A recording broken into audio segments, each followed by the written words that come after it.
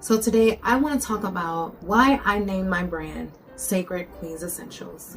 To be honest, guys, Sacred Queens was not always this luxurious. It was never this powerful brand meant to empower women. It actually started in a very dark space and dark relationship. But I'm not here to bomb on you or to, create this somber space. Sacred Queens is actually a very much powerful, needed tool and product-based, faith-based business that God and I actually sat down together and created with. So, quick backstory. I was in a very toxic relationship, very spiritual manipulating relationship where I was with a man who taught me the Bible, but at a very young, impressionable age that I was, he would only really teach me and preach on about men and their roles, and he really only let me study the roles of a woman, right? And not so much the power, the value, the beauty of being a woman. And being a spiritual woman is that.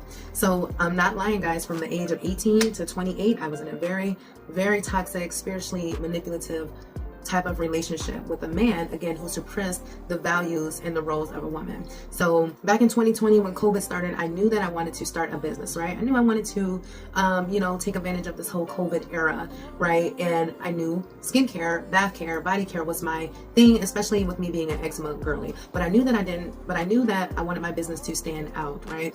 So I'm praying and I'm asking God to help me to create this brand that can create a legacy, that can help women get out of this situation that I'm in. So yes, I created a body care business to help me in my darkest, era, to help women understand the value that they carry as well. So the backstory on Sacred Queens is I wanted to honor the women before me, because when he would leave and I would be home by myself, I really started to study and really started to learn about women of the Bible. I didn't even know there was women in the Bible, like their own, Ruth chapter, Esther chapter, things like that. I never even realized that. But that's why you got to read the Bible for yourself. You have to get an understanding, have that own understanding and wisdom on your own. So the days, guys, that he will be gone, that, he will be gone for hours, leaving me in the house with these babies, I would study. I would read the Bible. I would learn about, almost like building up my rebuttal or like my counter to him, like, hey, well, what about this woman in the Bible?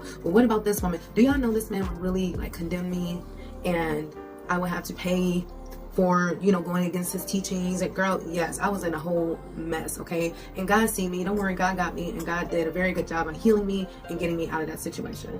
But if I can be transparent and honest for a second, he would not let me teach and learn about the women of the Bible, or he did everything that he could to brainwash me to stay away from that. So once I started to learn about Esther, about Mary, about Leah and Rachel, about Deborah, the first woman judge,